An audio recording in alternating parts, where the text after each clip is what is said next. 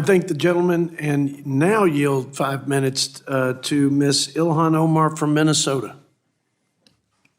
Thanks, Chairman.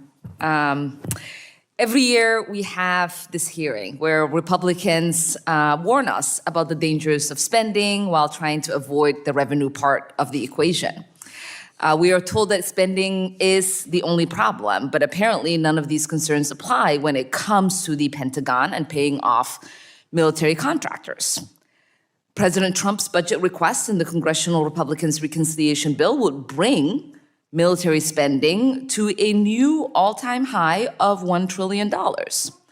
And they are doing this while proposing a 23% cut to non-defense discretionary spending in the budget proposal.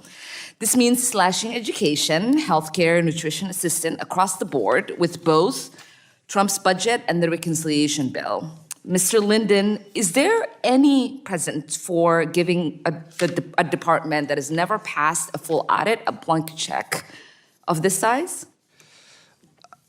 This would be the largest defense budget in nominal terms, yes, in history. Do you think it makes any fiscal sense to increase military spending by this magnitude and in such an unchecked manner? I think that in an environment where we are being told that we don't have enough money to make sure that every American has basic health care, or that poor families have to give up their $6 a day in food benefits, or that there's not enough money to spend on cancer research or on housing vouchers, which are things that the president proposed eliminating. It's very hard to understand why we do have money to spend on tax breaks for rich people and corporations, and there's always more money to spend on defense, but there's not enough to go around for, an American who's just struggling to get by. Yeah, thank you. It doesn't really make any sense to me as well. And Mr. Winfrey, I think you mentioned a little bit earlier that when you were at the White House in the first Trump presidency, that you were able to convince the president to not spend so much on defense. Why do you think there is just this interest right now to get us to this $1 trillion spend on the Pentagon? I'm no defense expert, so I'm probably the wrong person to ask. But I don't think that what the Pentagon is dealing with right now is a money issue. Some of it is a management issue. And I'm sure that they're trying to correct for what they see as problems with the management over at the Pentagon right now with the leadership change. Would you still advocate for us not spending $1 trillion? Listen, I would cut the vast majority of the federal budget, including, I think that there's a lot to look at in the Pentagon.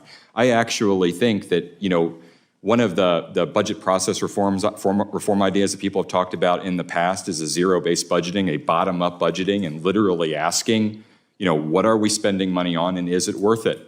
As a former legislator, I know everybody talked about this. That is kind of what we normally do, right? It is. Because we are required to balance the budget, so we start over. But I am particularly interested in this conversation about the defense budget. And I would start this at the Pentagon. Yes, I think the Pentagon is a great place to start. I'm wondering, because I'm assuming that you and I are not on the same side of the aisle.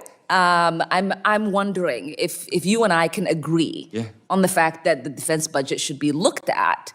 Why is there never really an agreement on both sides to do so? What do you think is the obstacle there?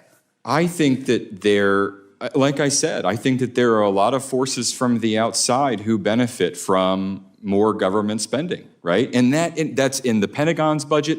It's also in the domestic budget. I bet this will surprise you. The highest paid healthcare insurance CEO in the country is a Medicaid managed care provider. The highest paid healthcare insurance CEO in the country. 100% of his revenue comes from the federal government. 88% of his beneficiaries are Medicaid recipients. Personally, I don't think people should be getting rich off of providing for national defense, and I also don't think that people should be getting rich off of the welfare.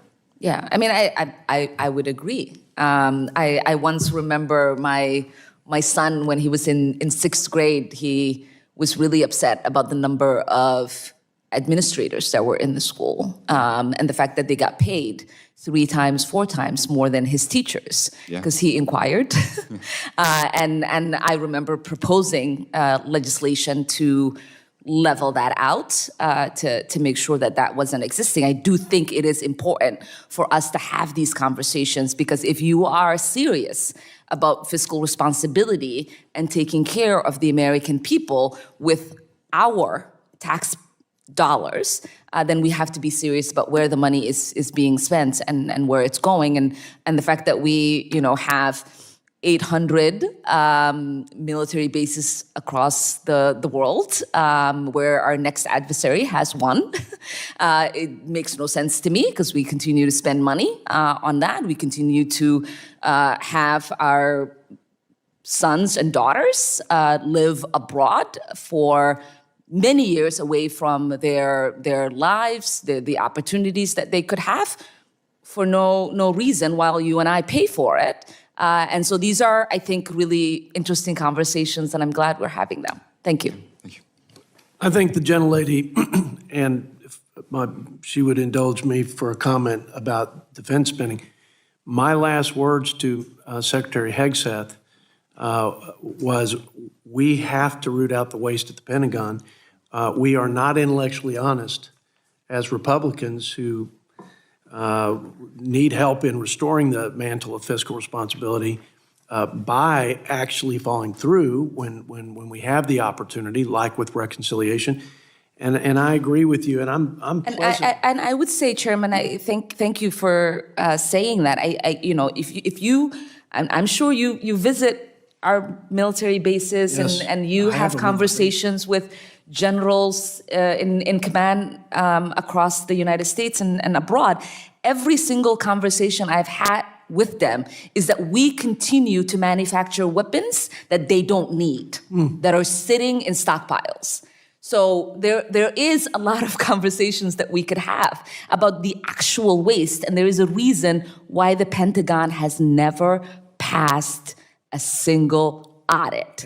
And we should join forces to make sure that they do that before we give them a single dime. And every time I agree with you, I do it at my political peril. But Me too. I say we should not discriminate where there is waste. Of course. And where the sacred treasure of your constituents and mine are not being well spent for the mission of providing the common defense or the public good, for that matter.